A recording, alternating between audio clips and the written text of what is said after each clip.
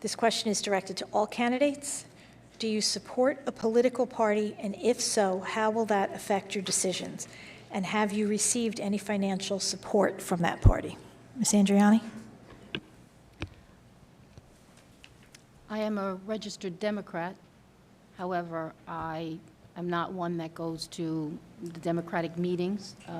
I also have not received any support from any political organization. I don't believe that politics belongs in the Board of Ed. It should be about children and about doing the best for them with the monies that we are able to collect, and balance that as the best that we can to put out the best product for our children.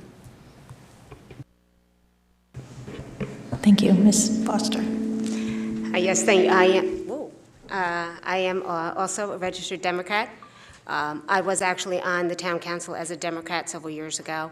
I did not get any money from any political party for this election. I think there is absolutely a break between the Board of Ed and the council. I do not believe politics belongs on the council. On the board. And I think that the decisions they make, as Ms. Adriani said, is based on what is right for the school, what is right for the students, and those are two separate issues.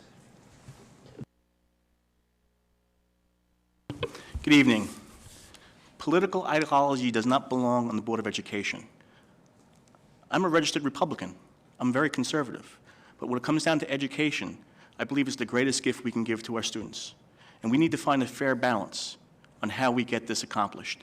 But to interject politics and to interject political ideology is not going to work in the educational model that we have.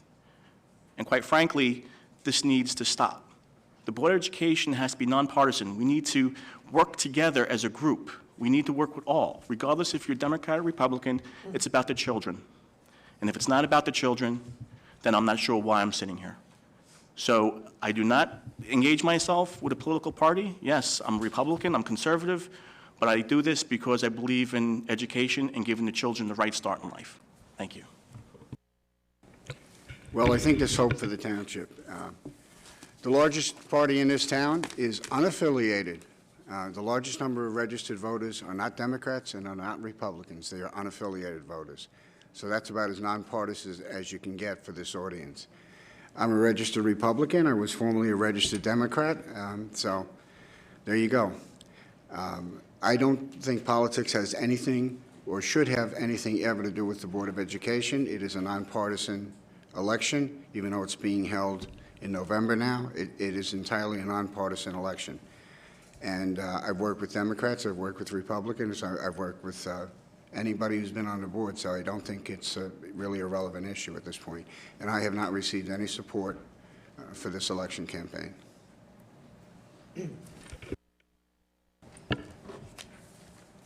Good evening. I am a registered Republican. I've been a registered Democrat and a registered Independent. I reiterate, my goal here is to focus on my interest, which is my children and yours, the successes of this school and the district as a whole. So political party has no business here. I've received no financial support, and I don't intend to. Elections are right around the corner. Vote for me. I'm truly independent.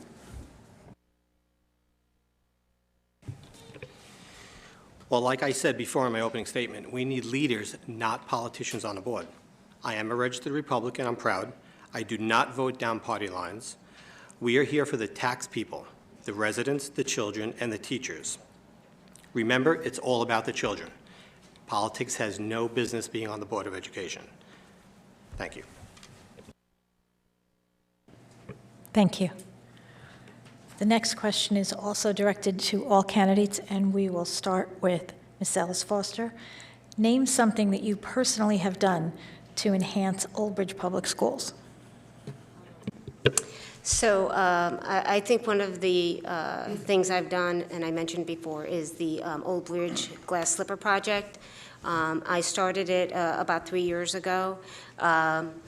And because I realized the great diversity we have in our town, and the population.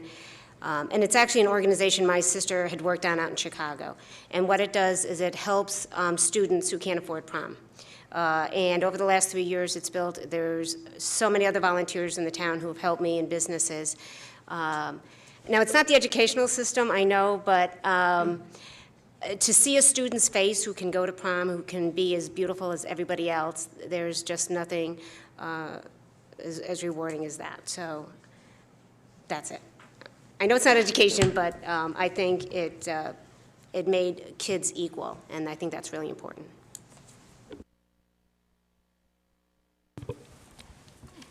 Education is very important to me. It's extremely important for our community. It's an extremely important aspect of everyone's lives. I dedicate a lot of time to the Old Bridge Board of Education as a board member, but I also give back to the schools. Being a firefighter in South Old Bridge, I participate with the fire official every year, twice a year, to go around to our schools to teach fire prevention education to our children. I'm out there with him. I'm there instructing, showing, helping, and educating our children in fire safety education. And I do that not because I'm a firefighter, but I have a knack of working with kids because I want the school to be an educator. So I feel the more I can give back to a community, the better everyone is. So yes, I do participate not only on the Board of Education with all the hours I put in, I also, on my free time as a firefighter, go to the schools, the elementary schools in Fire District 3, and teach fire safety. It's very, very admirable. You see the children, how they light up when you talk about safety in their home and going over all the little things that can make a difference when there's a fire in your home. So I'm very proud to give back through the fire official's office, District 3, with the education of fire prevention. Thank you. When I first moved to Old Bridge and my wife and I started a family, the schools were very overcrowded. I moved here in 1974, and we elected to start our children in parochial schools, St. Mary's and South Amboy. As time went on, we moved them over, starting at the middle school level, my two sons and then my daughter, into Cheesequake School. And I immediately, as a parent, I was involved in the PTA, and I felt there were a lot of inequities in the way services were distributed in our school compared to other schools. So I became active as a citizen, going to board meetings, and there was a long-range planning committee which had been set up by the existing board at that time, and this was back in the mid-'80s. They disbanded it at the end of the year. They had made a minor readjustment. So a group of us lobbied successfully to get the majority of the board at that time to create a permanent long-range planning committee, which consisted of a PTA representative and a PTA alternate representative with voting rights. And that committee evolved into a very group where it came from a group of people who came as individual people trying to protect the turf for their school, and evolved over a short period of time, within a year or two, to a cohesive group that laid down the things that we would require for the ultimately for the long-range plan leading up to the referendum. And I believe we also had the responsibility of monitoring the demographics and how things were changing with all of the housing, which is one of the things that I was able to contribute, a skill set that I have, having been on the planning board. And because of those things, we never suffered from the serious overcrowding that blue urban districts around us did, such as East Brunswick, where kids were having lunch in the halls. We never suffered through that because we always knew where we were and where we were going. We ultimately, that developed into the referendum, which passed successfully, was built, came in under budget, and was built, was completed early. And we have never suffered the kind of overcrowding that many districts around us suffered during that period of time. Now, things change. We're in a period of decline, and we need to monitor those things, and I think that's a skill set I also can be useful to the board going forward.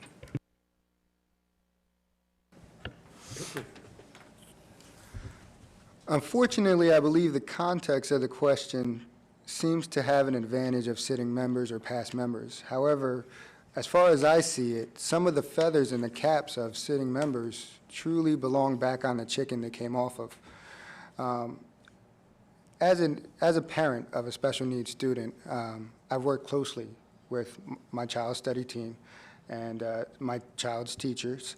And I haven't had the opportunity to do it on a large scale, but when this board, couple of members of these boards, decided to approve a director of special services without any experience whatsoever, I went and I spoke with some other special needs parents, and I got the same feeling that maybe I wasn't wrong. Maybe there was a need for concern, and I came to that meeting. I voiced my opinion, and even though it fell on deaf ears, I still feel like I was an advocate for something I believed in.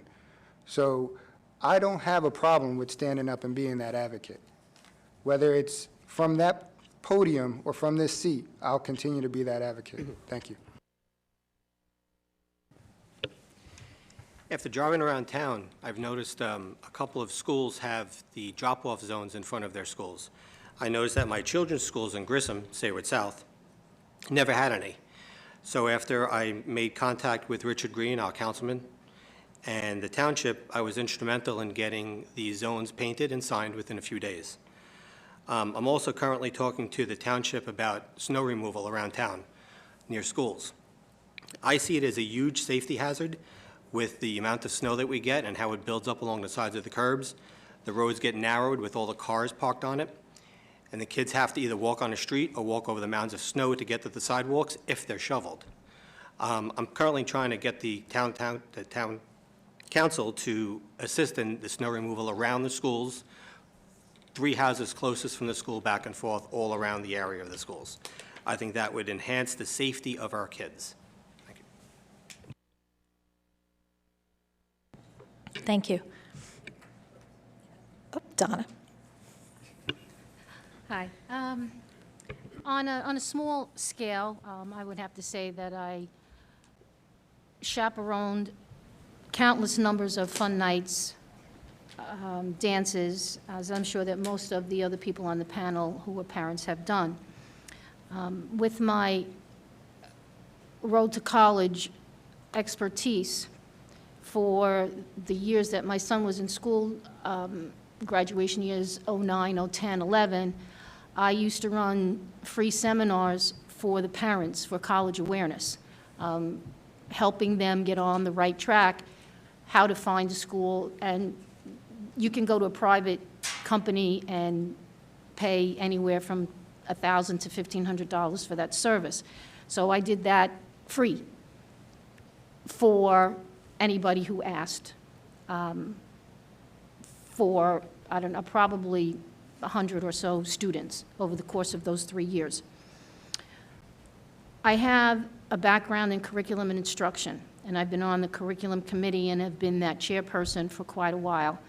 And I do sit, even though it's not the board's job to be in the managerial position, but I do read the curriculum guides, and we do sit and chat about some of the things, and I question, if anybody's ever been to those meetings, you know that I question incessantly about programs and the benefits to the children and the cost factors.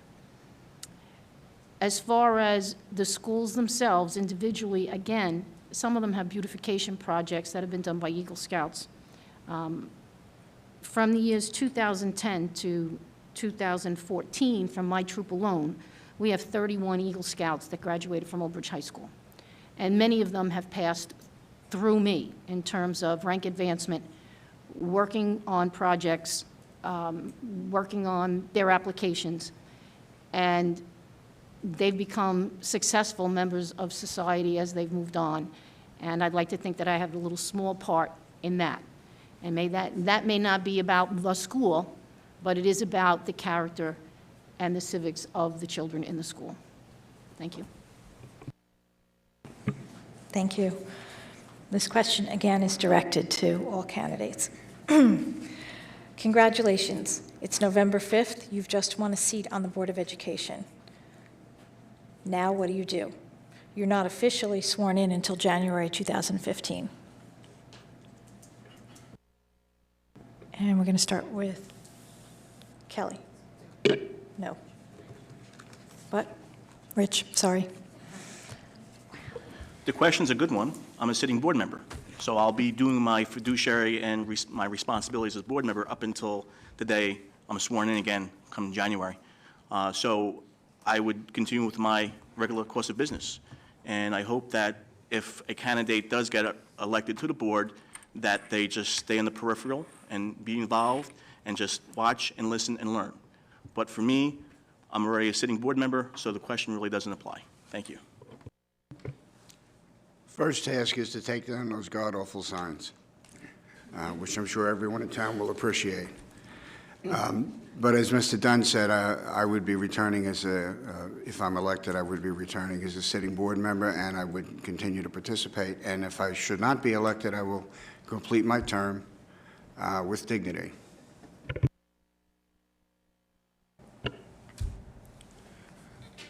During that time, I would reach out to the sitting board members, some that I consider a little bit better than acquaintance, and hope to gain some insight, some knowledge, and some guidance. I'm not going to pretend I'm going to have all the answers, so I'm going to use that time to gain as much information and experience as I can, so that when I hit that board, I hit the ground running. I'm not going to sit here and pretend that I'm something I'm not. All I know is I can provide a service to this community, and I'm gonna, and hopefully the sitting board members will be courteous enough to extend that olive branch.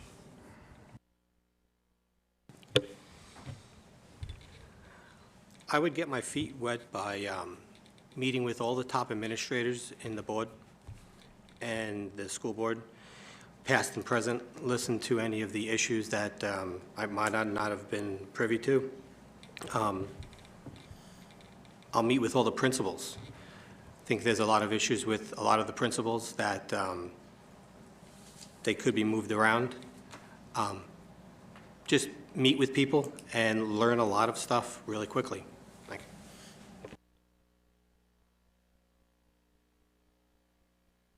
you. The election is in November. I'm not a fan of that particular move because the newly elected board members do not take their seat until January. By the time the first week in January rolls around, school year is halfway through. You're looking at moving right on into midterms. And to me, I think it's a disruption in the school calendar, but I had nothing to do with the mandates from and the choices of moving it. If I could have moved it, I would have chosen to do that in June, so at least any reorganization could have been done over the summer. With that said, as a sitting board member, it's business as usual. We are, again, at that point, starting to put out information to the schools for the schools themselves to create their school budgets and bring them back in, because once February rolls around, we're ready for budget time. Meetings were starting. This year, we're now trying to have finance meetings much earlier than just when it comes to closer to budget time, and somebody who's not up for election is going to be in charge of that. If I'm not elected, as with Mr. Weber, I will sit with dignity and welcome the new people, and I will do whatever I can to help them get acclimated to some of the information that they need. They are not at that point sworn in, so it's not, they cannot actually go into a closed session or executive session. But with that said, we will certainly try to make a smooth transition. Thank you. So if I am fortunate enough to get elected, on November 5th, I think I will just continue to learn about the board, especially some of the nuances that are associated with the board. I'll continue to go to meetings, especially the agenda meetings, because I think there's some more detail that goes on in those meetings to learn about what is coming up to the board. I have to say, though, I think as I get older, 2 months seems long, but it flies by. So it really won't give a lot of time to do a lot. I would like to reach out to some more of the elementary school PTAs, just since I've been away from the elementary school for a few years, to get a feel of what's going on. But I think it's just starting to understand all the complexities of the district. Thank you. Okay, this question is for Mr. Weber. You have run for town council and the Board of Education. What motivates you to continue to run for an office? I I think that the passion that drove me to run for the Board of Education in the first place has not subsided, and I think there's still work that's undone, and I think I can make a contribution. We're going through a period of time where we've lost significant enrollment over the last 5 years. We had a professional demographer come in, and that trend is going to continue over the next 5 years. Basically, the state only lets you project 5 years out. We have a building infrastructure that's all going to come due about the same time for replacement, and I think there's a lot of careful planning that needs to be done, and it's a skill set that I've demonstrated before with the referendum, and I think I can make a positive contribution to that process. And that's why I'm running and want to return to the board. Thank you. This question is directed toward every candidate. Is there any situation that would make you ineligible to vote as a Board of Education member? And please explain why. And we're starting with Mr. Weber. I'm eligible to vote for all items, but I choose not to vote for on the bill list for the Municipal Utilities Authority, which I serve on, although I can, according to our attorney, vote for it. But every other issue, negotiations, hiring the superintendent, evaluating the superintendent, any closed session, I have access to all those, and I can vote on every item. I have no conflicts, either by state standards or perceived. Thank you. I also will be able to vote on all topics. I do not have any conflict of interest and will never have any, because in my opinion, it's unethical to have them.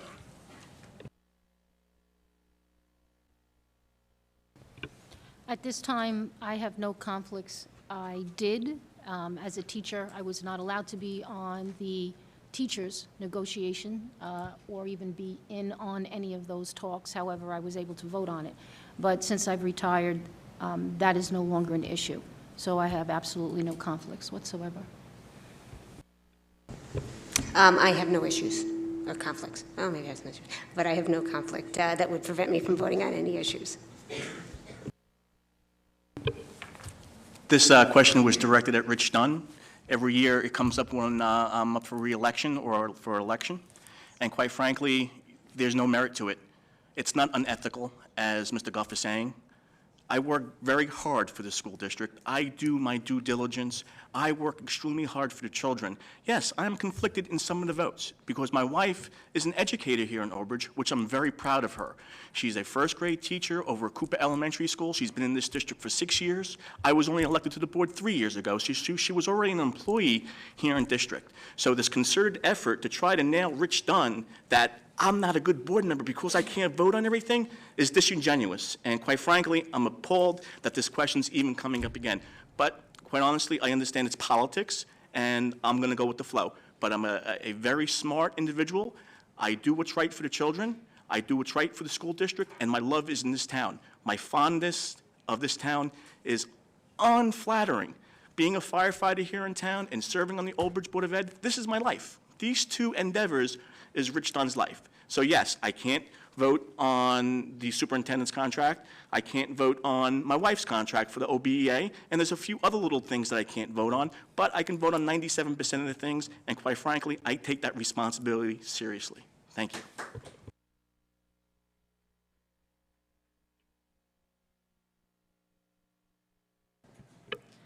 Thank you. Okay, again, to all candidates.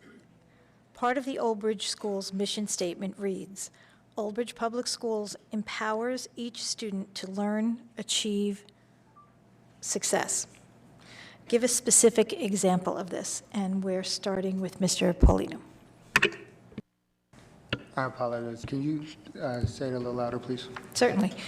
Part of the Old Bridge School mission statement reads, Old Bridge Public Schools empower each student to learn, achieve success, etc. Give a specific example of this. I actually like this question quite. It hits home. One of the reasons why I came to Old Bridge was because my wife and I were seeking a district that had a special needs program that would be better than some of the abhorrent ones that we've come across. We found that in Dr. Cupper, and one of the first encounters that we had was with Mr. Raymond Payton. And if he was here, he'd attest to the fact that the child that he had back in Southwood is not the same ninth grader you see today. So this district, this special needs team, did an outstanding job with him. And personally, I thank them. And I really look forward to working with them and improving. And thank you. I think when the teachers can motivate a child who's 18 years old to give him enough knowledge and guidance to have him run for the Board of Education, as we did last year, and Jeffrey Dinoff, shows wonders for the teachers. That empowers the students. That's a perfect example of a child in Old Bridge going for big things. Thank you. 2 minutes is not enough for me for this question. As I said in my introductory speech, I have a lot of background knowledge on multiple intelligence and thematic learnings and learning styles, individually modalities. And I am very, very proud that the Old Bridge school system, the Old Bridge High School, still has the rating of being a comprehensive high school. We are one of the few in the state that are such. We do not send our children to the vocational school. They can choose to go for a variety of programs. But in this school, at the high school, we have automotive, we have cosmetology, we have culinary, we have wood shop, we have auto shop. All of those have a career path.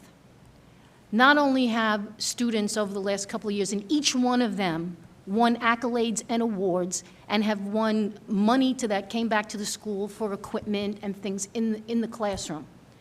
But every child has to have the opportunity to learn. And we all learn differently, all of us. We talk about empowering students. Some students don't want to come to school. We need to give them a reason to be here. And if that's because they go to the wood shop where they can be successful, then we need to use that to keep that child in the program. Those only one of the examples that we have. But I guess my time is up. Okay, I will also try to keep it to 2 minutes. And I think when you look at the totality of how our schools are organized, it just helps the child along the way. So when we started our middle school, where we still have these neighborhood schools, when you look at a lot of places in New Jersey, they don't. So they start these kids and they get to feel comfortable because they are with the same kids for 5 years. They feel like they can get out and do things that maybe they wouldn't be able to do. And I can tell you, I still see teachers that had my children, who still remember my children, still ask about them. And then, you go into our middle schools, which can be a little daunting, going from your safe little community school. But the teachers there, again, where you start getting into diverse programs, to get to more arts, to get into more of the fine arts programs. There's something for every child. Then that's when you can also start working with children who might not want to go to school. I have 2 children. They really were born of the same parents, grew up at the same place. I sometimes want to do DNA testing, but they have different needs, and there are people in the school who will work individually with students. So I think that's extremely important. And then you go to this high school that can be overwhelming. And I will say one thing and share a kind of story around this. When I was getting ready to send my children to the high school, I was a little nervous. I went to a very small high school growing up, and that's what I was used to, and I thought that was what you needed. But the advice I got from parents is the same advice I give people today, is if you are involved with your child, if you know what you're doing, they will shine. So the high school certainly gives that opportunity. And so I will just do one more quick story that my son was in an accident several years ago, and I cannot tell you the number of teachers who reached out, who called, both from my daughter's school and from the high school. So it's those kind of things that allow children to succeed.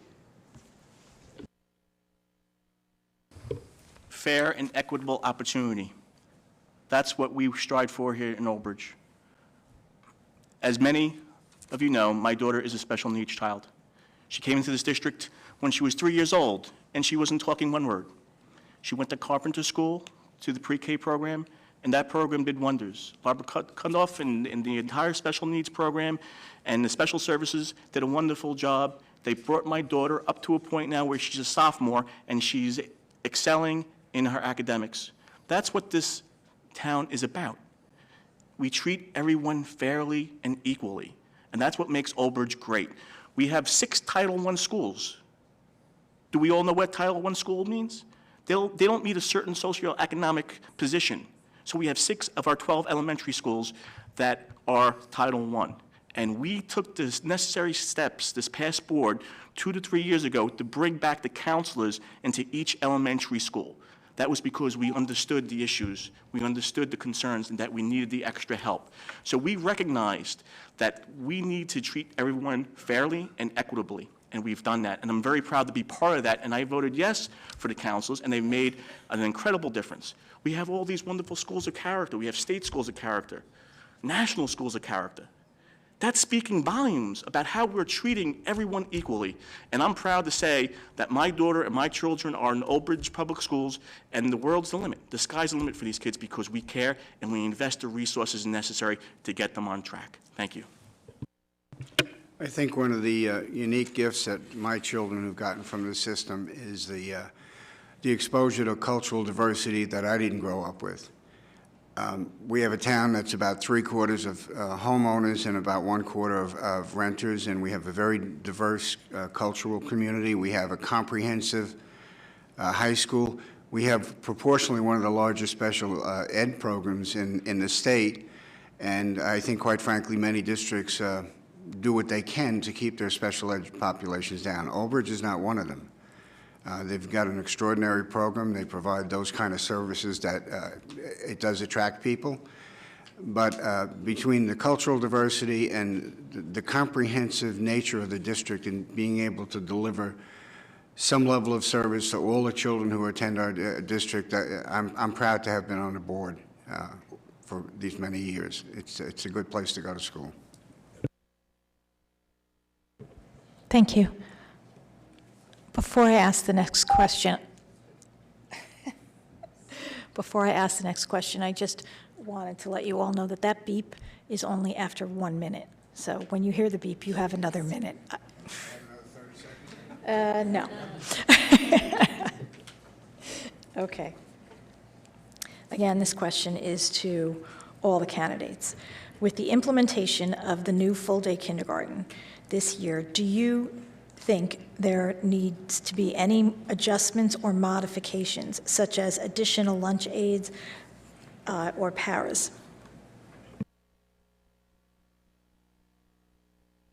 We're going to start with George. Yes, the class sizes are, I think, about an average of 23 or 24 per student. That's very large for kindergarten. It's above the state average. We definitely have to look forward to see how we can correct that and not have so many children bust. I think there's over 120 children being bused just for kindergarten alone. That speaks volumes on how this was put together. I think maybe it should have been put together a little more slowly, diligently. And of course, the cost. I stated before, it was originally stated as $700,000. It's $1.4 million, guys. Thank you.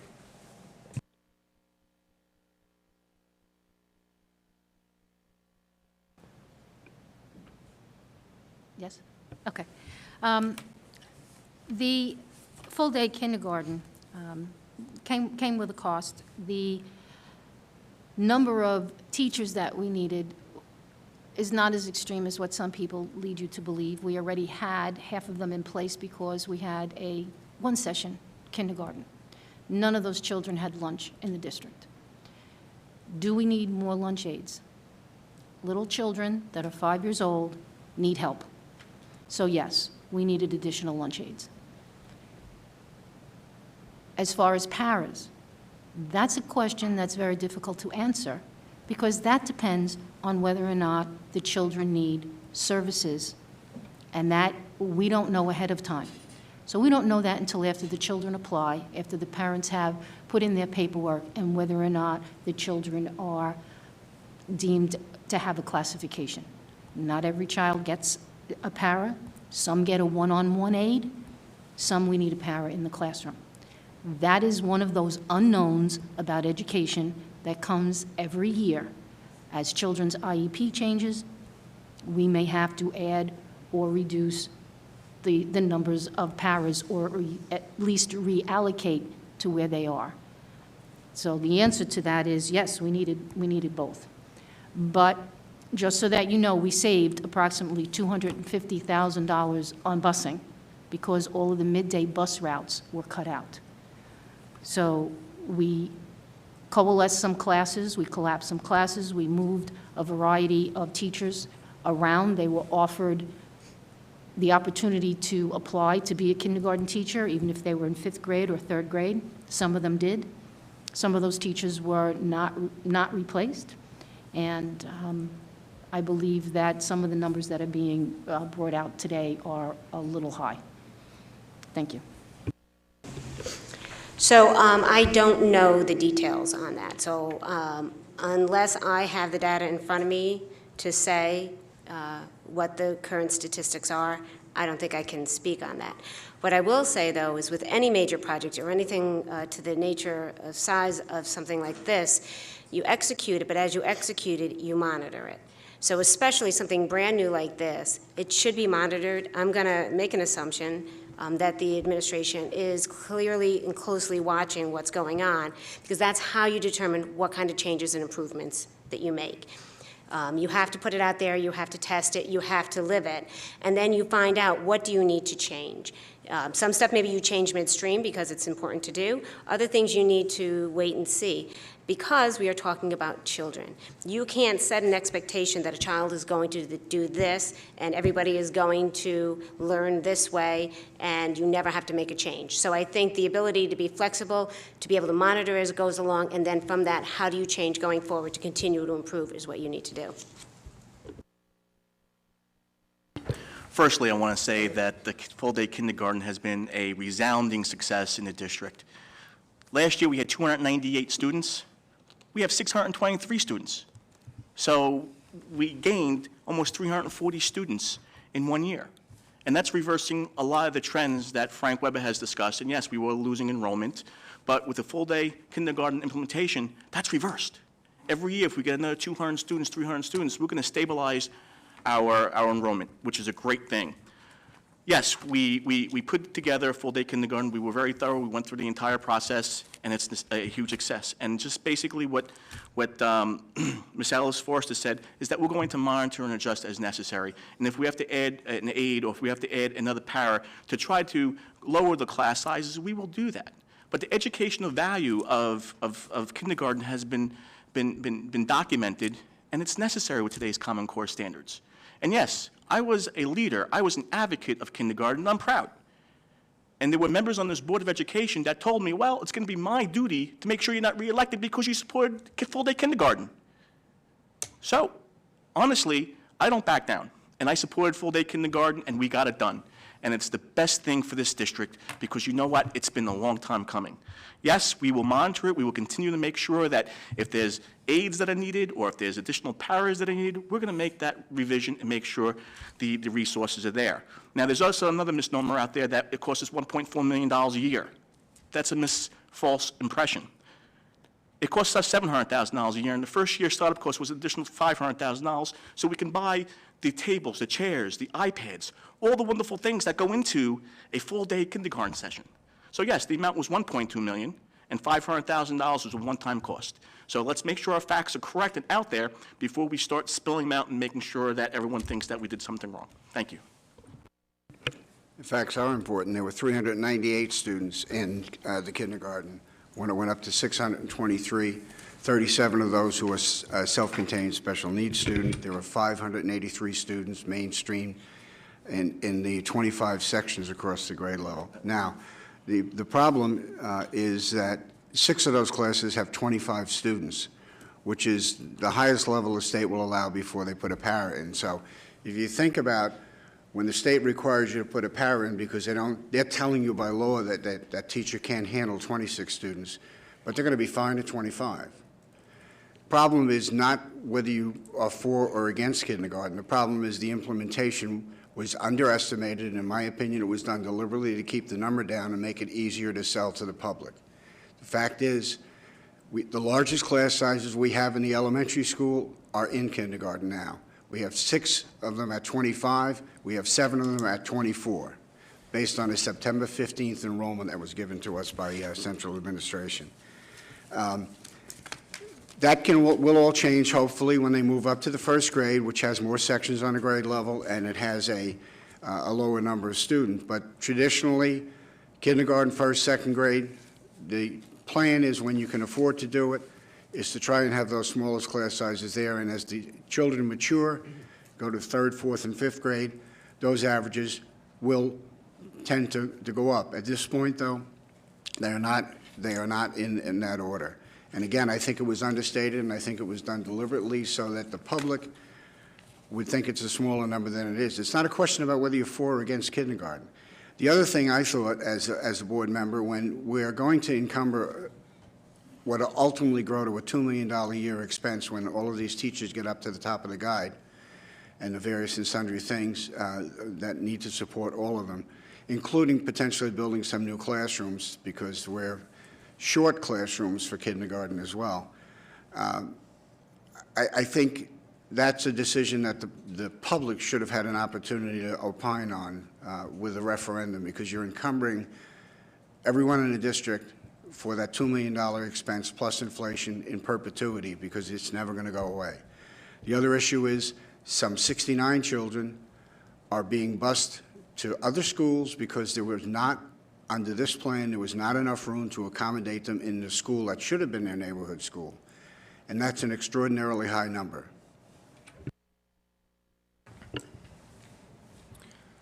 I don't have the raw data to talk about the success of the program just yet. But what I can tell you, just listening to some of the information just shared recently by the other candidates, is it doesn't seem like it was completely well thought out. To say that it's hard to forecast when full-day kindergarten is not a new concept. I was in full-day kindergarten many years ago. It's not a new concept. It can be forecasted, and I just don't think the diligence was put into it in order to come up with an adequate plan. Being a student of an all-day kindergarten, I'm not against it. And being a parent, believe me, I'm for it. You know, I wish it was available when my son was going through kindergarten. But with that said, you can't put a burden on the taxpayers on a whim, on a chance to just push something out there. You need to do the diligence. You need to do the legwork. You need to look at other districts. You know, yes, we are different, but we're not paving a new road. We need to learn from successes and anticipate failures. And I don't think that the board members that made the decision to move forward did so with full information. Thank you. Thank you. This question is for Mr. Gauff. You stated the kindergarten program went from $700,000 to $1.4 million. Where did you acquire this information? It's all available on public records.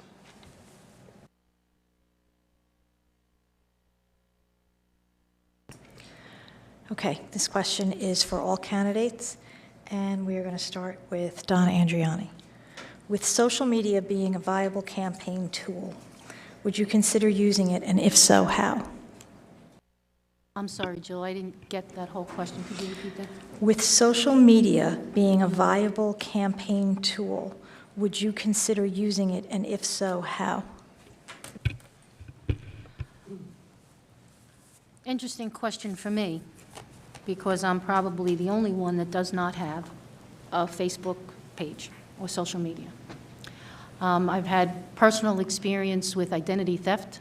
Makes me extremely cautious about putting anything out there.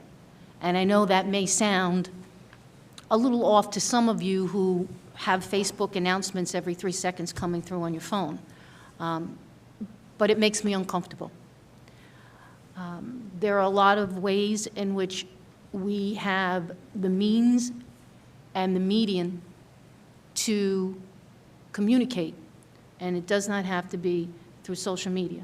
With that said, I think it's an excellent resource, and anybody running for office and anybody that's looking for publicity in any way, shape, or form, this is another way to get your message and get your information out there. I've now retired. I'm starting to think about doing it, but I'm still on the hesitant page. But I do have an email address. People have my phone number. I get emails and phone calls all the time. Social media, for me, is a great concept. I can't use it. Yeah, I do use social media. And I use it, I started because of my kids. Could they get Facebook? Yes, as long as you friend me, and I'm your first friend. So it is very handy. I use email quite frequently. We use closed groups for our Girl Scouts because that's how we can get a hold of the kids. I found out kids don't use email, so if I send them a note, they're not going to see that. But if I put something on Facebook to our closed group, they'll see it. So I think using the social media in the right way is good. I think that's something too we need to train our kids on how to use it appropriately. But it's a great way to reach out to people and to connect. And you get to connect a lot of people who you maybe don't get a chance to see one-on-one. So, yeah. Social media is a fabulous vehicle to get your message out. And Facebook is that vehicle. And one thing I've learned is that Old Bridge is a huge place. And growing up on Staten Island, I've come to realize that a good number of my graduating class from Newt Up High School is in Old Bridge, New Jersey, and I found out through Facebook. I believe George Guff down at that end is from Newt Up High School. I know that Kevin Borsili is from Newt Up High School. I know that Frank Weber is from Newt Up High School. Wow, all these transplanted Staten Islanders. And I found out a lot of that through Facebook. But Facebook and social media is an excellent resource to get your message out. And I utilize it continuously because I feel it's important that people know what you're about. You say things inadvertently sometimes, or you say things candidly. That's who you are. And people get a better understanding of the quality of your character based upon what you post on Facebook. So I'm always out on Facebook, whether I'm on the fire truck sometimes, or when I'm at the Board of Ed, or when I'm at work. It's a great resource, and I do use it for my campaign. And if you want to go look at my Facebook page, you're more than welcome to. It's Re-elect Richard Dunn for the Old Bridge Board of Education. Thank you. So it's not whether you have an R or D after your name. The problem here is we have too many people from Newt Up High School. In any event, social media is a wonderful thing. If you, again, with respect to Donna, I share a lot of her common opinions about the security issues with it. I'm the Vice President of Operations and Member Services for a company that tests about 50,000 applicants in 100 countries around the world at about 90 different test sites twice a year. And we have a Facebook page, and it's live by the sword, die by the sword in some cases. It's got to be very carefully monitored. It's got to be done well. It has to be accurate. And things can get said in a very quick way sometimes that will come back to bite you. I'm going to use that, but in a very limited way. I would rather, I have a website which I will post information on and give people access to if they want to know anything, and I have ways to be contacted if they choose to contact me with any specific questions. Thank you. I'm a technologist, so it would be sacrilege for me to say anything bad about social media. I use it. I use it well. I use it better than most. My wife considers me a cyborg half the time. There's a technology on me at pretty much every point of the day. However, it's a tool, and it's no exception for a handshake, a smile, and eye contact. And although I have a Facebook page, if someone hits on my Facebook page, first thing I do is I reach out to them. It's only there as a tool. The human contact is what we lose with some of that. And that's one thing that I try not to do. So if anyone wants to get in contact with me, feel free to like my page. Just search Ramon Paulino, but I'll come to you. Thank you. I once again have to give kudos to New Dorp High School. It's 4 people that could possibly be on one Board of Education in the state of New Jersey. I think that has to be a record. I hope and pray that with the guidance of our teachers from our schools, that they can produce the same product in another township somewhere across the country. I love Facebook. My wife hates it. I use it as a great way to keep in contact with family and friends across the country. I love walking, knocking on doors, meeting people at township events, but it's a great way to meet other people. You have to be fun, sharing information. I don't like anything negative on there. It's a great way to get your message out.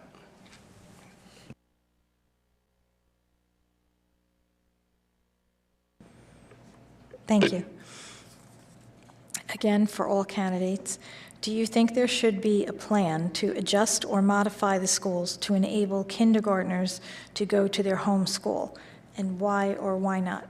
And we will begin with Kelly. Thanks. Well, of course, should be a plan, but I think it really is depending on multiple factors. Where are the classroom space? We would love to keep every child in their home district, but if that means expanding the building, that's a cost. So what you have to do is weigh all the various costs in there. So that's one thing to consider. I think everybody does want to stay in their home school as much as they can. Nobody wants to be moved out. So I think as part of the analysis they have to do this year is where are the students coming from? Maybe try to get early registration if possible. We know people move in all year round, so you can't always do that. But you have to do the analysis of where is the buildings, and the cost of adding to a building is more than the cost of a bus. So you have to figure out really which is going to be the most advantageous, especially if there's going to be room for them in first grade going forward. If it's for this 1 year, it is some of those things you have to weigh when you look at issues like this, of which will make the best sense, both economically, but also be least disruptive for the child.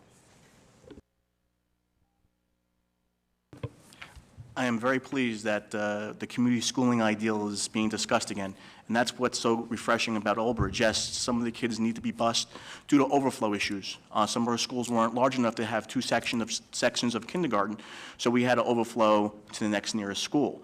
For instance, over in Cliffwood Beach, Lawrence Harbor Memorial School took the overflow from Cooper because Cooper only has room for 1 classroom for kindergarten that met the requisites based upon the state standards. So we overflow kids who are supposed to go to Cooper to Memorial. Hopefully, once they get to the first grade, they'll come back into their home school.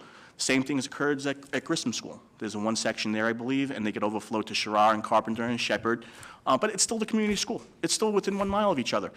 And that's what's important, is that we still have the community schooling ideal in place, even though you're getting overflow. It's not like we're taking a kindergarten student from Madison Park and sending them to McDivitt. We're not doing that.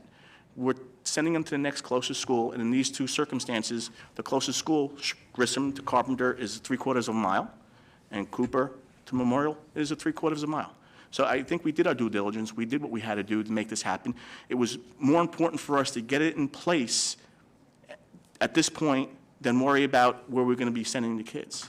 We got it done. It's in place. We did our due diligence, and it's a fabulous program. Thank you.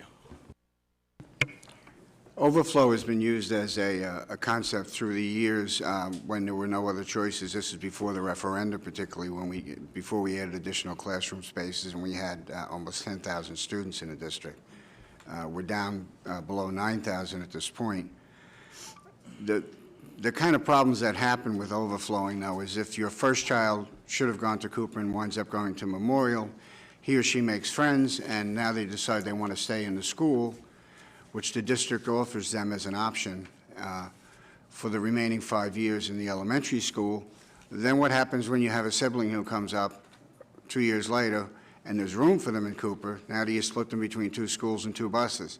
So it brings its share of problems for people to make decisions on. And it adds an expense that can go on for 6 years because you've overflowed a child now, when you, if you had been better prepared, it might not have been 69 students, it may have only been 25 or 30. So I think there needs to be a hard look taken at what the projected kindergarten population will go, and if there's those places that require adding an additional kindergarten classroom. Now, that's not a cheap process. A state-of-the-art kindergarten classroom can cost $600,000. So, but the only way you're going to get class size down is to have more rooms to put students in. You really don't have room with the current generation of students that you had this year and you will have next year. Unless you do something to change the physical structure, you will continue to be stuck in this quagmire of sending kids out and having class sizes which are larger than you really want to have.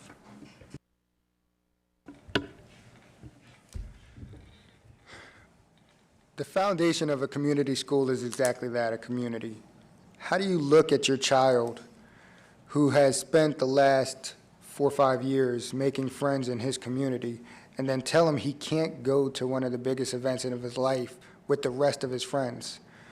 So it's a double-edged sword, and believe me, I don't take it lightly, and I don't place any judgment on the sitting board that made the decision to do so.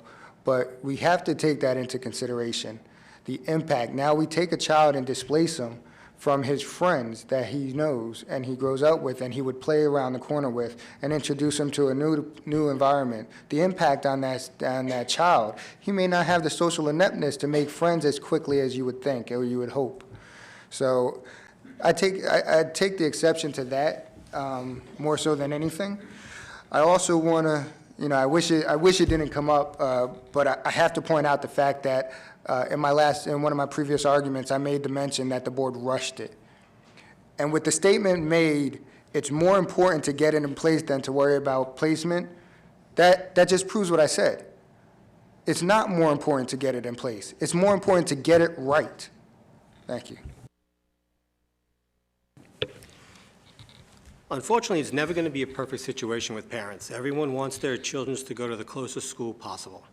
I have to agree with Mr. Dunn that it's not perfect, but I think the board has done a very good job with it. It's always going to be a moving situation. You're going to have to be changing with the amount of students that are going to the schools and the amount of students in the towns, in the town areas.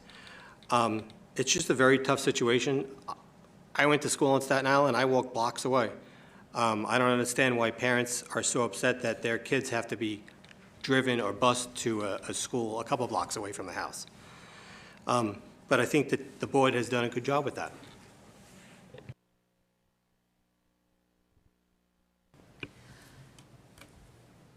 Full-day kindergarten is a resounding success. We have more students than we had planned for. Now, while Mr. Paulino would say that we didn't plan and did not do our diligence, I have to take exception to that. We have been talking about full-day kindergarten on the board for the 6 years that I've been on it, and probably prior to that. It always seemed to be an extremely expensive proposition, millions and millions, way over what we expended at this point. We were able to put in full-day kindergarten because our enrollment did go down. We were able to do it because we had a variety of other options where it was not a huge cost expenditure. I'm not saying it wasn't expensive, but it certainly wasn't in the millions that had been projected years before. I think we're all in agreement that we like community schools. We expected X number of students and X plus 100 registered. That has nothing to do with poor planning. How do you plan for an exact number when those students have not been in school yet? So we followed the demographics. We did our diligence. We did such a great job, we have too many children. Unfortunately, we need more room. And every person on this panel has made a comment about that. Do you want to bear the expense of adding additions to the neighborhood schools? That's a taxpayer issue. It's a community issue. If enrollment continues to go down, we don't need the additions. If the enrollment now becomes consistent, then we do need the additions. This is a 5-year plan out. We talk about it all the time on the board. It's not something that was put in on a whim or on a rash notice. It was planned. We did a great job. It's always being monitored. It's always under revision. And we certainly want to accommodate every child at the closest school possible. Thank you. Okay, another question for all candidates.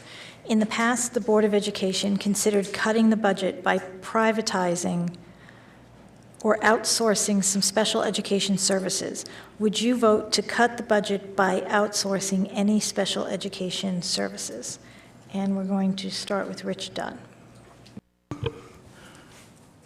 When you outsource special education services, you're going to be paying a lot more money than if you do keeping in district.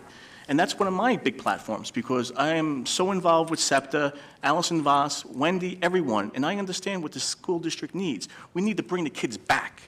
We spend over $5 million a year sending kids out of district to specialized schools.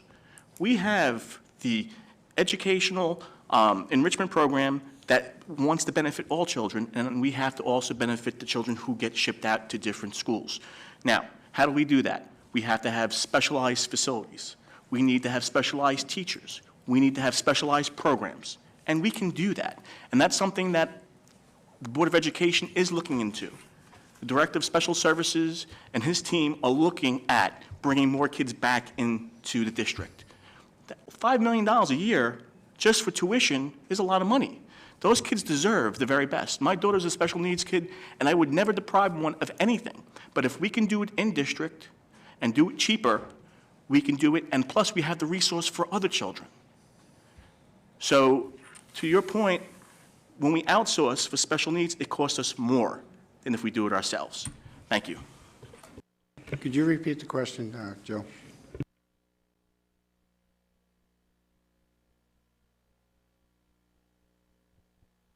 In the past, the Board of Education considered cutting the budget by privatizing or outsourcing some special education services. Would you vote to cut the budget by outsourcing any special education services? All right, every budget every year is a unique experience. About 35% of the money that we get to fund this district comes from the state. And it's always fingernail biting time as to how much state aid you're going to get. If you remember 3 or 4 years back, we had a massive cut in state aid that required a lot of changes and a lot of things to be considered.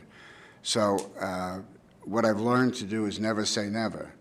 I would not, certainly this board, and I think all of the boards that I've served on before that, have all taken a unified approach that as many special needs students as they can bring back in the district is what our goal and objective is to do.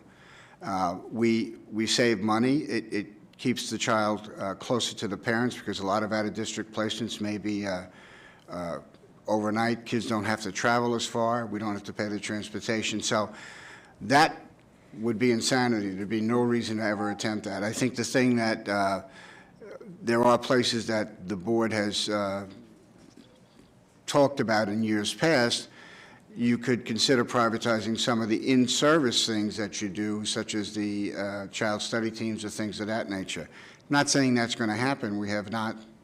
Again, everything's driven by budget, just like there were talk 1 year of laying off paras and privatizing paras because we were in such severe financial straits.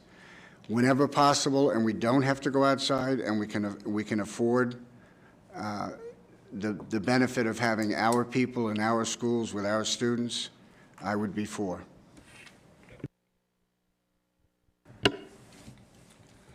My answer is simple, no.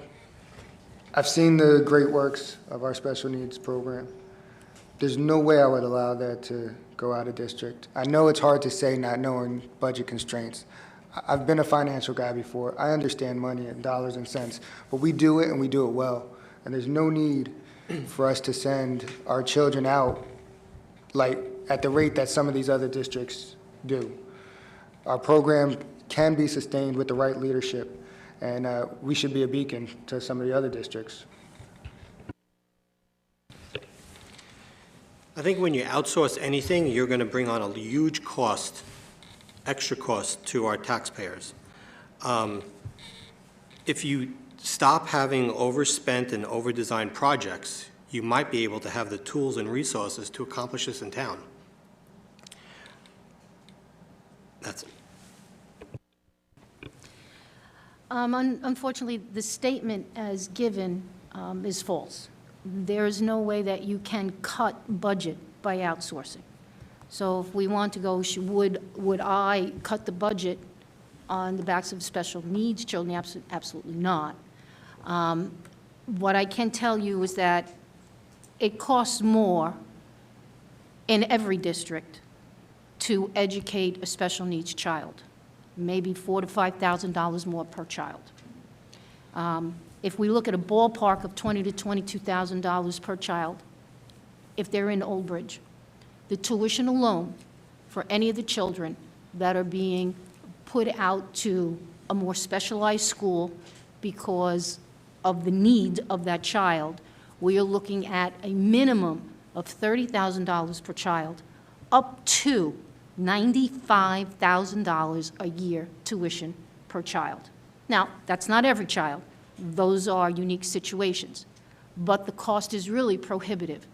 However, we need to put our children, our special needs children, where they will get the best opportunity for learning and for social growth.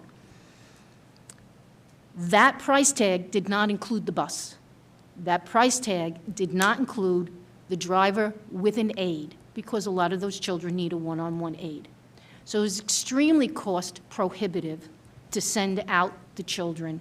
And as a unified approach, the board has always brought back and tried to educate as many of our special needs students as possible.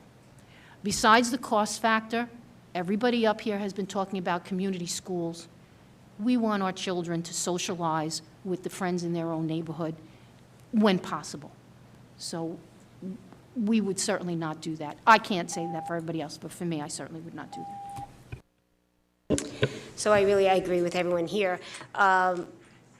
Because of a lot of the points and the data that was mentioned. But what I would say, and to be honest, I don't know a lot of the details, as Mrs. Adriani was talking about, that backs that up. What I think is important is when there's a debate around a topic like this, it deserves the discussion. So if you don't have the discussion, you can't understand the pros, the cons, the expenses, why you make a decision. So I would certainly not be for it based on the data and the information I have, but I think as board members, we need to understand everything. So that way also, everyone in the public understands why the decision was made. So I think, we say at work sometimes when you're debating issues, it's not a bad idea. There's no such thing as a bad idea. You bring up the idea, you discuss it, and then you decide whether you move forward or don't you, what do you do. But it's always more beneficial to talk about it and then decide not to do it, or do it.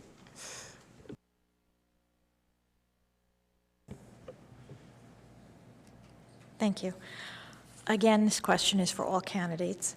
How do you feel about the new response to intervention program? Do you feel there is a need for additional staffing to properly implement this program? And we're going to begin with Frank Weber. I would say that at this point, as far as the staffing goes, I would go with whatever at least I would review what the administration recommendation would be.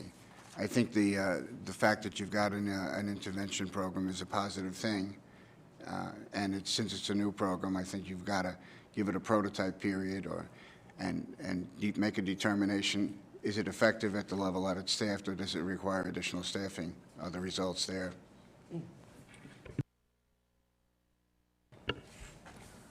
I echo the fact intervention is definitely key to most incidents, but I don't have enough data to know the successes of the program.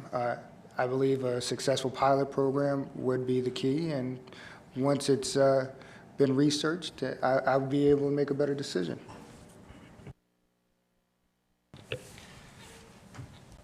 I have a lot of family members who do have addiction problems. So I think any type of program like this is an extreme benefit to the community.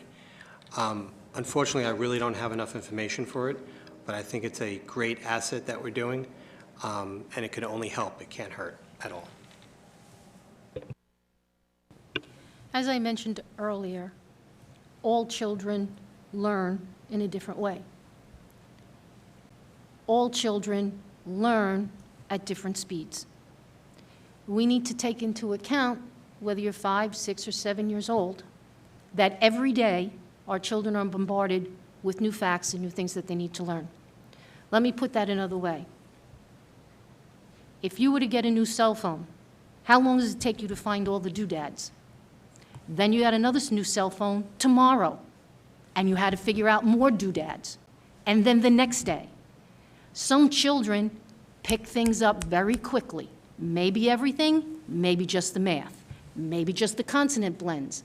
Who knows? Some children need more time. What happens is it becomes rolling thunder, it becomes an avalanche when the children can't surface because they're constantly feeling as if they are behind. That is one of the reasons we have put in a program such as this RTI, Response to Intervention. We're looking for people who can identify children who need a little extra help now in the foundational grades so that they don't fall behind or get so embedded in failure that they need to go into a special needs program or have special services. I think the program is wonderful. It's a new year. All indications are that it will be positive and cost-saving for the district. Yeah, I think this program is a fabulous add to the education. I think, as we said, it's hard to determine whether a kid's quiet and just being quiet, or they're just not getting it. And having that early intervention where you have some one-on-one where we can dedicate this is extremely important. I think just like the other programs, you have to test them and see what the results are. Can we expand it? Should we expand it? And actually, it kind of loops back to one of the original questions about one of our missions, which is how do you empower each child to learn? And this is one way you can do it. The RTI program is a program that's going to be a diagnostic tool. It's going to help develop strategies and coping skills for students who need the extra help. And we're doing it without adding additional staff. So whatever program or skill or whatever resource we can implement that's not going to cost the taxpayer anything is going to be a positive. And the RTI program is already working. And the Board of Education as a whole supported the program because we believe that, again, everyone must be treated fair and equitably. Everyone must have a fair chance at success. And if we give the programs and the skills and the knowledge to get the child to be at a position where they can be self-reliant when they become an adult, that's the goal of this Board of Education, and the RTI program is a fabulous start.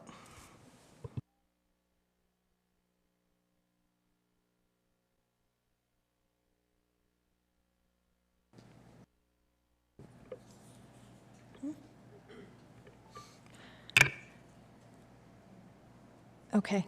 Next question, again, to all candidates. What is your understanding of PARCC and Common Core standards?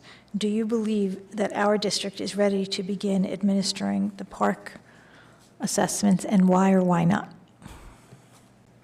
And we're going to begin with Mr. Polino.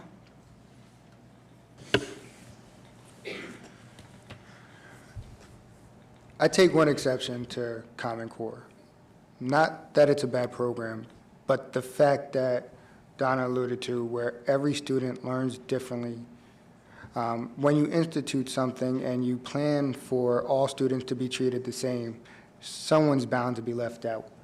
So I don't feel that you can adequately implement. However, I feel our staff and our teachers, I think they're prepared for the challenge. Whether or not it's going to be easy is a different standard, and whether or not we'll be successful, I don't have a doubt at it because I know they'll work for it. But like I said, personally, the Common Core just is not something that that I'm behind 100%, only because I know the difficulties of raising a child that learns differently.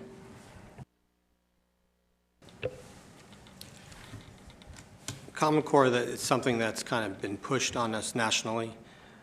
It's something I don't really believe in, just because every child does, like Ron said, learn differently. It's very difficult because we have to get the teachers up and running to abide by all the standards, and it's just not something that really should be beneficial to us, but it has to be. It has to be pushed on us, and we have to do a good job at it.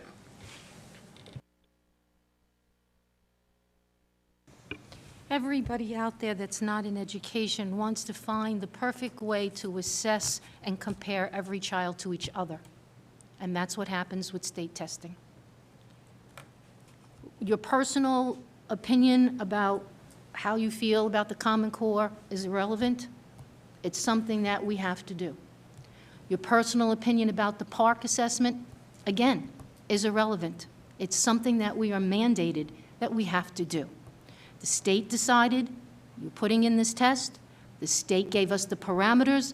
The state gave us the deadlines. The state gave us. What they didn't give us was the money to do it. We had to make it happen. I think that Old Bridge was more prepared than most districts. I know that our technology director, Roseanne Moran, was asked to give presentations outside our district as opposed to our own in-house professional development. We spent a lot of money. One of those things that we have to be flexible about that we cannot plan for because our budget is already set and all of a sudden we need to have new servers. When we collect the information from the park, does anybody know where it goes? I do. The state doesn't want it unless it's all together.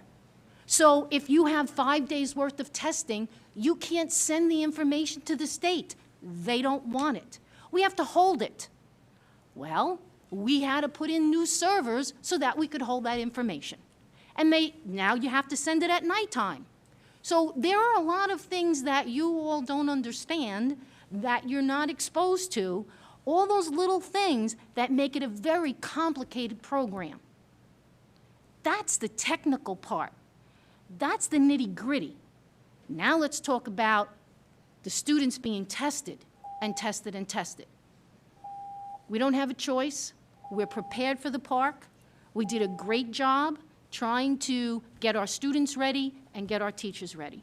And we are ahead of the curve by anybody else in our local area. So in concept, it is a great idea. The U.S. needs to improve its scores to be competitive. Execution sometimes is lacking. If you're not given the resources to execute it, you're going to have some challenges. So, but as Mrs. Adriani said, I think we're ready. I think we're prepared. I know there's also alternative testing that's going on around the high school graduation. There is some flexibility I've seen, that it's not relying solely on PARCC. It's also reliant, you could use an SAT score or a portfolio. So it looks like they are trying to make some accommodations, knowing that this is their first year and they have no idea what's going to happen. However, just to piggyback on something Mr. Adriani said, is as board members, it is our duty to implement the laws that we're given. So, that's where sometimes you have to look at what you need to do, take out any personal bias, and do what's right for the school and for the students. Unfortunately, with Common Core standards in the park, federal funds are tied to these programs. And if we don't follow these programs, you know what? We don't get the funds. So we need to follow the programs, and I think the district has done an excellent job of preparing ourselves for the park exams. Now, people must realize that the park is taken on computer, tablets, or laptops, so it's important that we have our technology infrastructure together and appropriate, because this exam is done electronically. That's something which is beyond our control. That was all mandated by the state government and also the federal government. Obviously, it's an unfunded initiative mandate. They won't give us any funds for it. Our funds that we receive for our other programs are tied to it, but they don't give us anything else to help us build our infrastructure and the processes. As for the Common Core, unfortunately, that's basically rammed down our throats by the federal government, and people like it, people don't like it. I know my wife being an educator, I hear all the time how difficult it is always to stay within the parameters of the Common Core because she has to teach differentiated instruction. We all should know what differentiated instruction is. The teacher needs to teach to every child in that classroom regardless of ability. And that's very important to remember, because people say, well, teaching is very easy. Teaching is something where you only have to worry about one child or the entire classroom, but as a teacher, you have to teach individually, and it's called differentiated instruction. So there's still a lot to be done, but unfortunately with these two items, it's beyond our control. We have to stay with the mandate. We need to make sure we follow it, but I'm confident with the park exam. We're ready to go, and I think the administration did a fabulous job. I think the district is well prepared as any of the districts around us to handle the challenge. But it is a daunting challenge for both teachers and for the community economically, because it's not being supported by any state funding. It's another unfunded mandate, as a number of people have said, which is another reason that goes back to, on those things that you do have discretion in your budget, you have to be extremely mindful so that when an unfunded mandate like this comes along, or you need to hire an extra teacher or two to reduce the kindergarten size, especially with differentiated instruction, you need to have your money reserved for those critical educational issues rather than overspending on some of the other projects that we have. But I think the administration has been on top of it, and time will tell. There is a pretty serious growing movement of strong exception to the Common Core in parts of the country. But like any other process, we'll have to see. It's going to have its time period to run, and the state and the federal government will make some assessment if they believe it's been successful.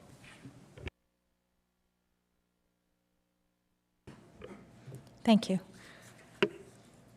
Again, to all candidates, the board voted for the purchase of 3,000 iPads over a year ago and funded this purchase over a 5-year period. This version of the iPad is no longer in production in the first year of the program.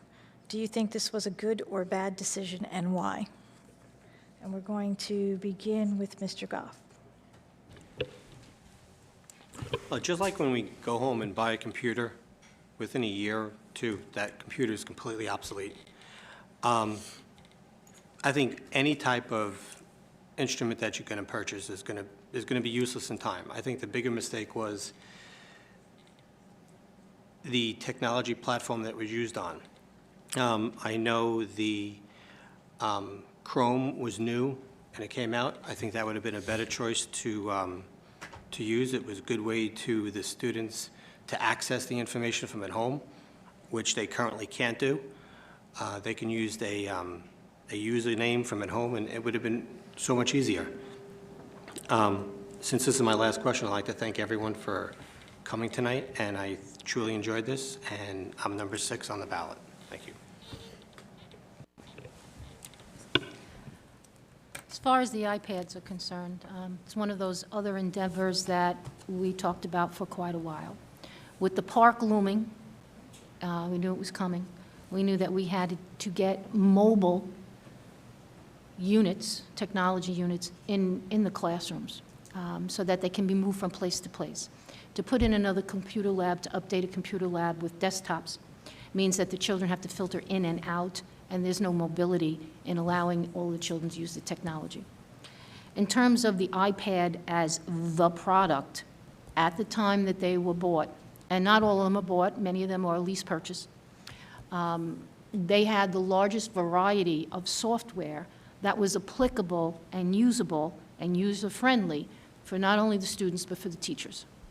So that was one of the largest reasons, or the majority of the reasons why, my understanding is why we went with the iPads.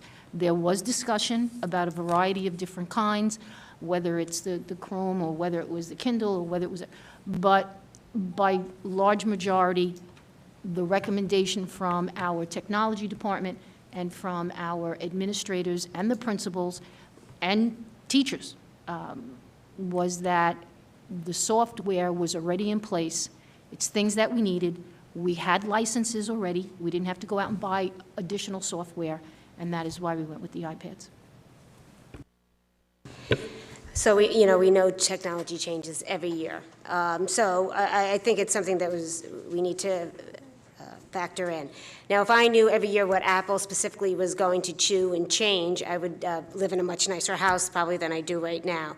But it does change, and I think there's a difference between a version differentiation and what can still be done and run on the iPad. So being a different version does not mean you can't run the same software. You might be able to get an updated software. You can still get onto the internet, which is, I know, something that the classrooms use a lot. So even though it's a different version, I don't know you can correlate it with that you cannot use it effectively. So, and as the technology goes into it, when you do the analysis, you know it's going to change. And I think that's why we do have people that's their expertise. And we, as a board, you need to go to your experts on what's the best product to choose.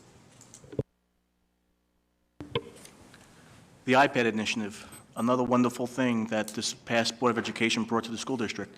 iPads are very important. Technology is very important. And that's the wave of the future. And we had the insight to start moving in the right direction. We were ahead of the curve. And we did a great job in trying to establish the product that we were going to use. There was a lot of debate. There was a lot of discussion on if it was right or wrong to utilize the iPad. And ultimately, the iPad prevailed for certain reasons. Obviously, Apple is a very large corporation, and their catalogs of apps is just massive. And we utilize the iPad for a lot of different purposes in this district. And right now, I know that special education is utilizing iPads to teach children to speak. And we have a child, Enrique, who utilizes his iPad to communicate with his mother and father. So we decided upon the iPad because of all the ancillary support items that we got from Apple. Yes, it's the iPad 2. It's a little older than the current versions, but as everyone has said up here, technology changes. But it still operates on the ISO 8.20. It's all upgradable, and our team here in the district do a fabulous job in maintaining our technology. At this point, I'm very comfortable with the purchase, and I know we're purchasing more iPads because it is the wave of the future. The goal next is to put all our textbooks on iPad. Kids don't utilize books anymore, they utilize technology, and that's why we decided to go with the iPad. Thank you. I'm supportive of technology. I have been since back in the early 80s when I had an old IBM PS2. I'm not supportive of the iPad because I don't feel it was the best choice. It was twice the price of a Chromebook. Chromebook is accessible from home, from any PC. Students could access the cloud program and work from home on those same kind of systems. Now, unless they've got a Macintosh system or an iPad system at home, which most don't, they cannot access the iPads in the school buildings.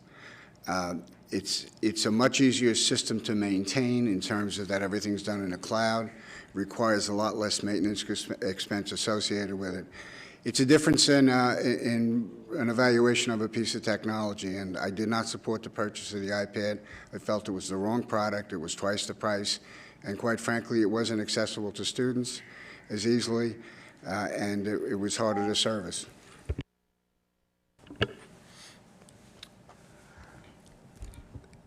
I'm the only one of these candidates and the current sitting board members who's actually qualified to speak to this subject.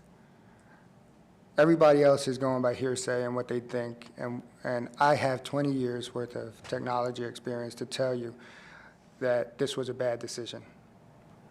Not that iPads aren't good, not that the program can't be successful. It just can't be successful when you don't plan correctly. which I've been saying all along. Ms. Adriana said that, well, she alluded to the haste trying to get behind the park system. Again, moving, trying to catch up is not the way to plan out any tool. First thing that should have been done was a pilot program should have been established. A panel of the teachers that will be directly impacted should have been assembled. We should have tested these products more efficiently. I've read Roseanne's technology report, and the survey says that the teachers, more than 50% of it, felt ill-prepared or not prepared at all to even use most of the technology in the classroom.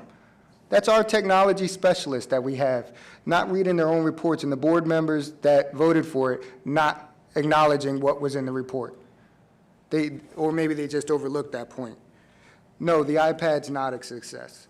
Talking to teachers and some administrators, they can hardly get emails out some day, let alone function on some iPads.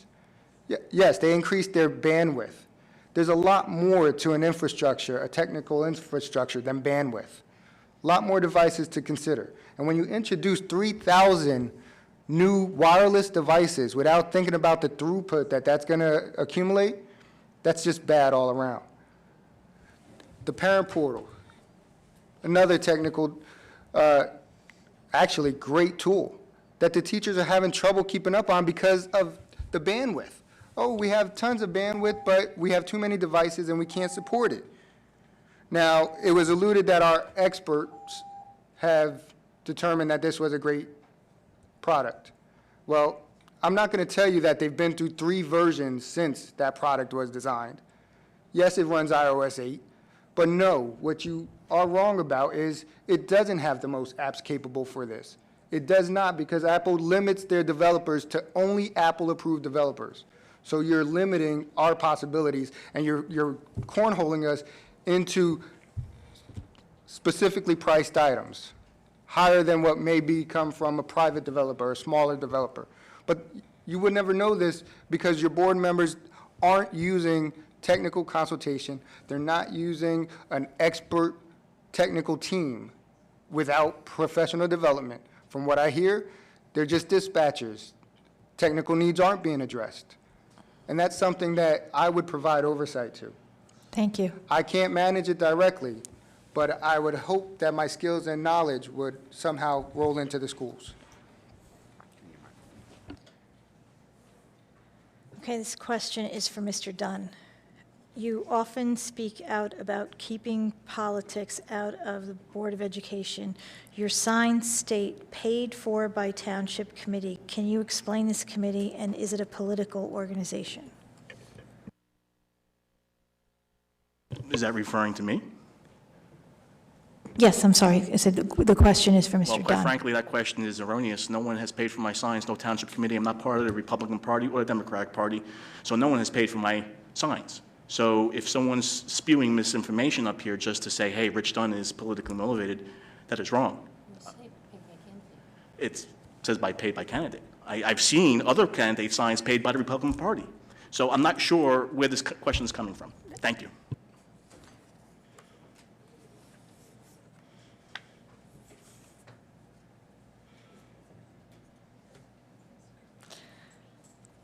Okay, this question is for all candidates, and we're going to begin with Donna Andriani. We have had school tax increases of 3.68% 2 years ago and 2% last year, despite decreasing enrollment. Both town and county increases have been around 0.5%. Do you think the Board of Education should have done better? We should always do better. With that said, you just picked out the last 2 years. Let's go back 4 or 5.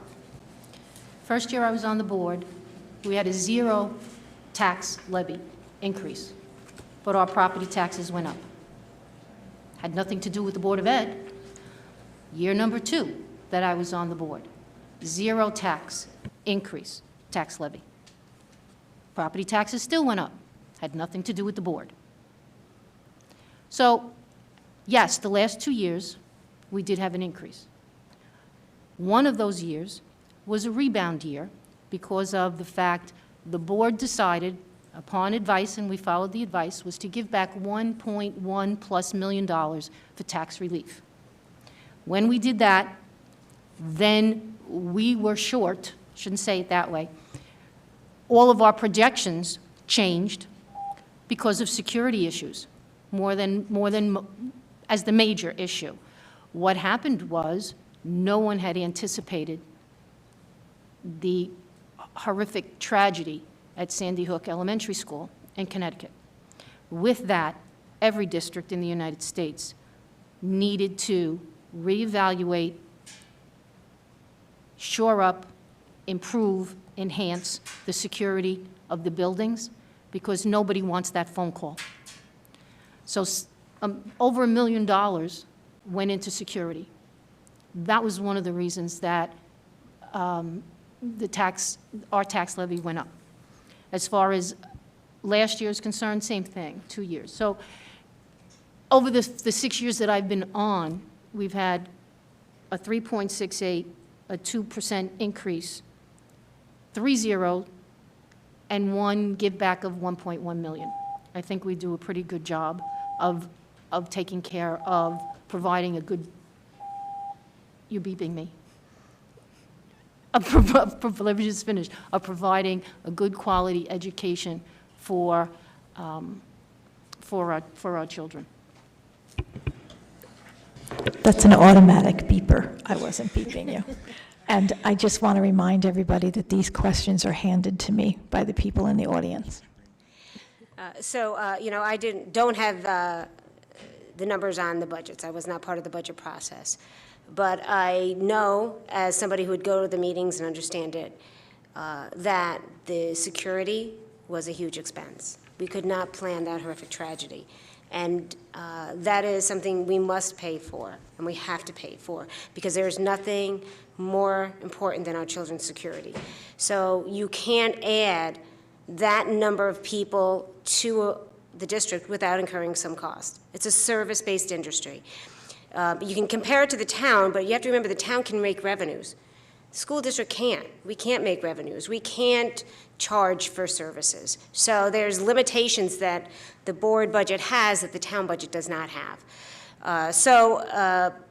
I can't speak to why certain decisions were made. I certainly understand the added expense for security and for the one-time, some of the costs for kindergarten, which I think make us a better educational system and just improves the lives for all of our children. So that being said, also, you always do look for some ways to save it, but you never, ever, ever cut costs at the expense of our children. Taxes. Taxes, taxes, taxes. The tax levy in Old Bridge is, for the Board of Education, is roughly $90 million a year. That's how much the Board of Education asks from the public to fund the school system. Now, last year we had a 2% increase. 2013 it was 3.68% increase. And then 2012 we actually gave back $1.1 million to the residents of Old Bridge. People forget that. People who are running for the board will throw that to the side and never mention that the Board of Education decided to give back $1.1 million. That's unheard of. We felt compelled to do so. So over the 3-year period of time, we actually asked for less money than what our opponents are saying. So what we need to remember is we got to look at comparable school districts. In 2014, East Brunswick School District had a 2.8% increase. And their tax levy on their citizens is $116 million compared to us, $90 million. And they got 500 less students. So there's a lot of misinformation out there, and I think that the Board of Education does a very good job in balancing the needs of the children to provide the finest and quality education and balancing the fact that we have a fiduciary responsibility to protect the taxpayer. I think we're doing a fabulous job. Yes, back in 2013, we needed a 3.68% because the year before we gave back $1.1 million. And in that $3.6 million, we had the security initiative, which was beyond our control. Also, we had a large increase in benefits for employees, and plus our utility costs had risen. And there was other factors in that as well. So when we develop a budget, we go into session, we talk, we come up with numbers, we as a group voted. And I believe the vote was 7-2 or 6-3 for the 3.68%. So there's always a faction that's always against the budget. Every year, there's a faction against the budget, no matter what we do. And I always say that's political ideology. Always against an increase, regardless if it's 1%, 1.5%, 0.5%, there's always the no. So please, we are doing our job, we're doing our due diligence, we're in the business of giving quality education, and that's what we're doing. A fair balance, fiduciary responsibility as a board member to make sure we spend it wisely and to give the best and finest education. I don't live in East Brunswick, I live in Old Bridge. And of the 14 budgets that I voted on, I only voted down the last 2, because I felt, as I stated earlier, that the board has not taken a lot of things into consideration. The economy, our tax base has been driven historically by new home construction. That market died in 2007. We've lost tax rateables, which means that's why you get a tax increase, even though the board doesn't raise a rate, as Donna alluded to, it went to 0%, because they're allowed to collect the same amount of money they did with less rateables, so the rate has to go up to compensate for what the loss is. So you saw increases there. But that's a fact of life in Old Bridge. And new housing is still very soft and probably will remain so for the next 5 years. Fortunately, we've picked up some other rateables, but we're generally a bedroom community, and that's where our rateables come from. The bottom line is we have a lot of families that are struggling economically. We've got a lot of foreclosures, and it's not just unique to Old Bridge. It's all throughout the country, and New Jersey is one of the harder hit states as well. My point is, the security is necessary, you paid for it, it's $1 million. Yes, $90 million comes from local taxpayers, but you got a $150 million budget between state aid and federal aid. So it's $1 million against $150 million, that's 0.6% for the security portion of it. I'm saying we haven't done, as a board, haven't done enough due diligence to hold the other costs down. I'm not saying there should be no increase, but I don't believe it should have been 3.68 or 2 last year. And that's why I voted down those 2 out of the 14 I voted for. I've managed budgets. It's not an easy task. You always feel like you're robbing from Peter to pay Paul, and it's a juggling act. But when you're in the times we're in now, where there are a lot of families struggling, you need to be more mindful with what you do with their money. That's the bottom line. Everything's grandeur when you're spending someone else's money. Everything's for the children when you're haphazardly making decisions. And I say haphazardly because, for instance, Donna mentioned earlier that we were able to pay for the kindergarten program because of the enrollment numbers going down. Okay, well, kindergarten program increased our enrollment numbers, and those kids are going to go up. Are we planning ahead? Are we considering those factors? What's going to happen then? I don't feel that a lot of the decisions the board is making when it comes to finances is considering down the road. They're considering what is it going to do for us now. There's always a return on investment. And it was mentioned before that this is not a business. It is a business. And our business is making sure we produce a great product for our children. But we also have a responsibility to our shareholders, which are the residents of Old Bridge. We need to make sure we make wiser decisions. And we have to stop moving in haste just for the namesake of what the project is. We need to acknowledge the people that are really doing the work, the teachers that are taking their supplies from home to fill their classroom, the parents that are filling out these ridiculous supply lists every year just to stock the classes, the PTAs that are, God knows how they come up with their events every single time and make them successful, all because the school isn't making the best decisions to support every facet. Thank you. That year when we had the increase, I think safety was the foremost objective on all that. That year it had a huge expense and we had to deal with it.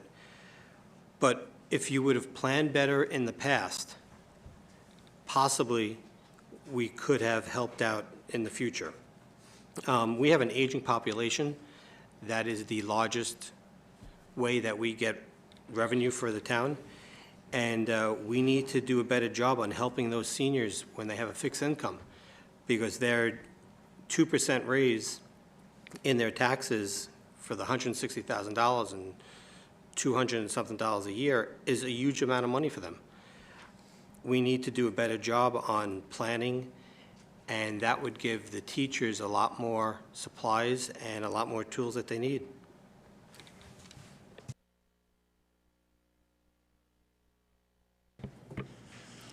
Thank you. We're going to make this the last question. 2 parts directed to all candidates. What experience do you have that makes you an ideal, or would make you an ideal Board of Education member? And if elected to the board, what do you personally bring to the board that would be beneficial to moving this district forward? And we're going to start with Kelly Foster. Okay, so thanks. So what experience do I bring? So I think, as I said in my opening statement, I think some of my business skills are very important as we talk about planning, as we talk about looking at complex issues, as we look at how do we do due diligence, and also how do you work together to get things done? How do you take out personal opinions? How do you take out negativity? How do you work openly and collaboratively? That's what you need to do. I do that at work. You have to do that in work. Doesn't matter what personal opinions you might carry. You have to act as professionals, and I think I know I do that. But I also think I look at things in a different way. I think we look at not only how things affect us, but other children. When you do analysis of certain projects, you don't do it just in a bubble. You bring in those people who are going to work with it. You bring in students, you bring in teachers, you bring in the parents, you bring in the lunchroom, you bring in the bus drivers. Everybody who touches our students need to be involved in the decisions. So I think that's something I would bring into the board. I think in addition to that, I'm a parent. I understand everybody's needs. I understand what it's like when your child leaves that door in the morning and you make sure they come home at the end of the day. That's our ultimate thing. That's our ultimate goal. That's what we're here for. So I think understanding what it is like to be a parent, what it is like to have a child who's in the school system, what are the challenges that all of our children face, regardless of if they're in a gifted and talented program or they're in a special needs. So I think my ability to collaborate, to listen, to work with other people will be something that I can bring to the board.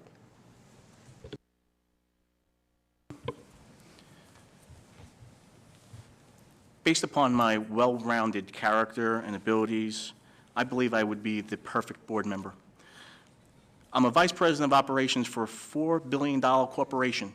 I deal with budgets in excess of $200 million. I understand how to balance a budget. I understand how to spend money. And you know what? I would bring in the private and public sectors and work with them together, and that's what I have done here on the Board of Education. We need to have collaboration with the outside to make things better. We went into a direction where we went to a corporation that we don't have to put out for bid certain things. And we went that direction because it would save us money in the long run.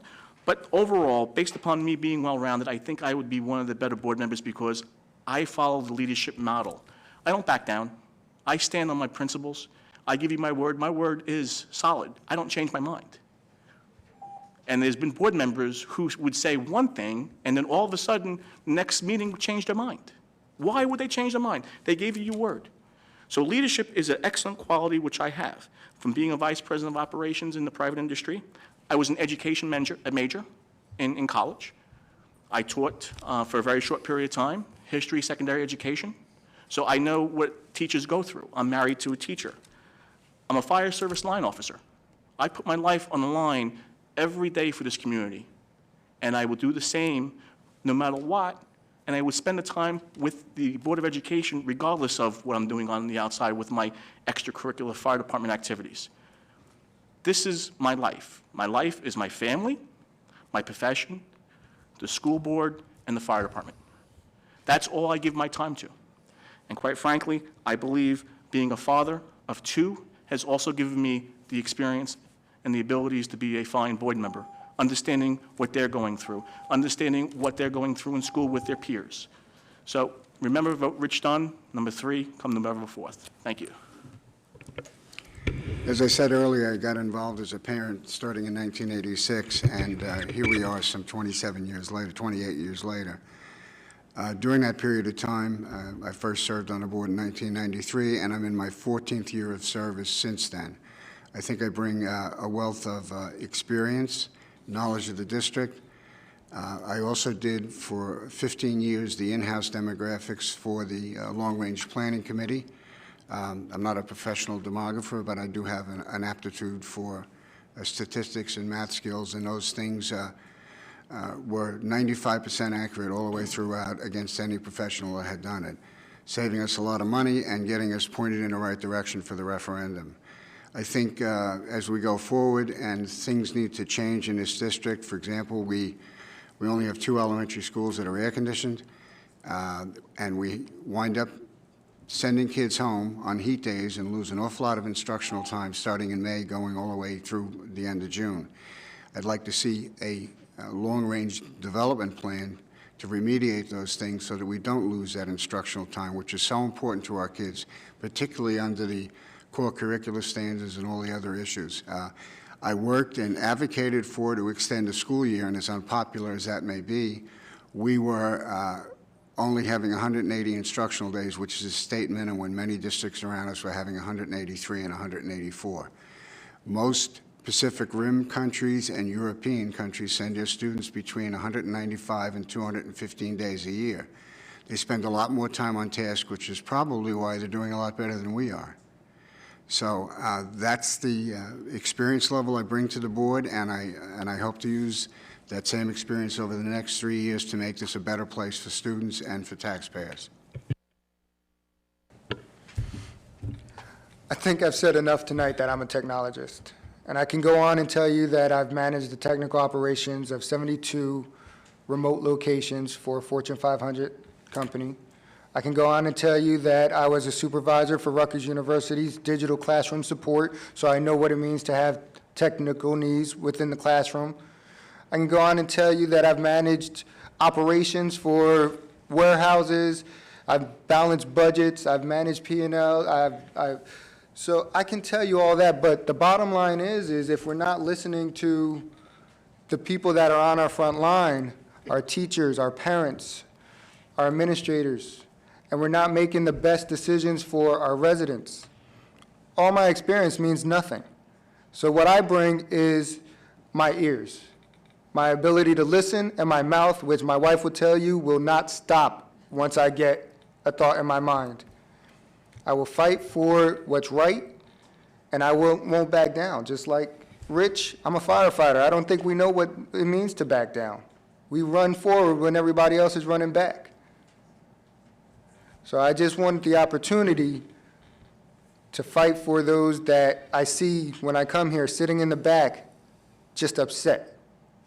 I want the opportunity to fight for my children. I said it before, I'm fully invested in the success of this district, fully invested. No clouds, no doubt, I'm not going anywhere, and I need to make sure that my children have the advantage. And there's no reason why I wouldn't fight for everybody else's children as well. Thank you.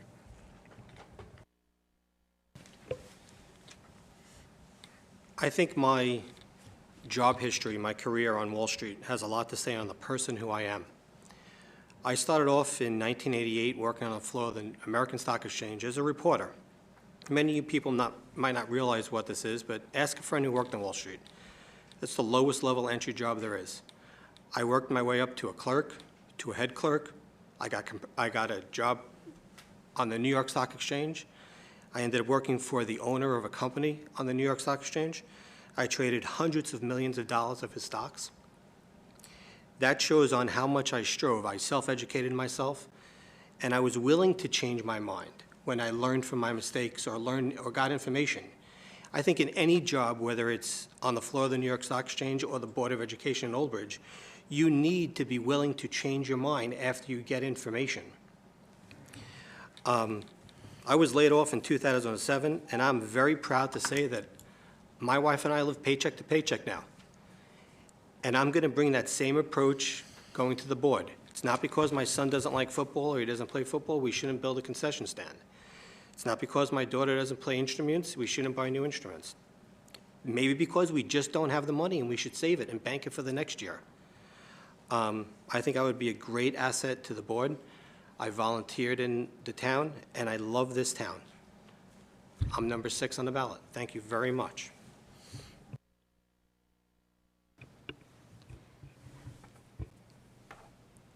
I believe in positives. We have so many great things that are happening in here. There's always room for improvement. There's always room for flexibility. There's always room to change. But we need to be a progressive educational district. I have a doctorate in curriculum and instruction. I have a vast amount of experience in learning strategies, more so than anybody else, either running, sitting, or in the district. I have years of experience at the point of service of delivery of instruction in the classroom. I have empathy, I have understanding of struggling students, of struggling teachers, and I know what makes a classroom click. Being positive, being in an environment where it's a pleasure to be at, provides the opportunity for success of learning.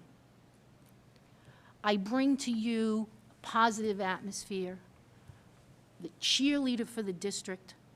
I critically listen. You all know that I ask a million questions, and if anybody has ever contacted me with any concern, it was either passed along to the right person, but I also followed up to make sure that you had a resolution. I think that I've done a great job on my years of service at the board. There's a lot of things that the public does not see. That certainly opens your eyes once you sit up here. And decisions are not as easy as they seem to be while you're sitting in the audience.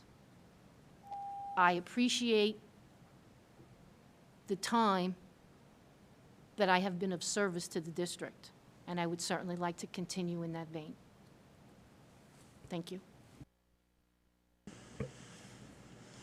Okay, that was our last question. Just a few thank yous. I would like to thank the volunteers at the table who are handed the question from members of the public.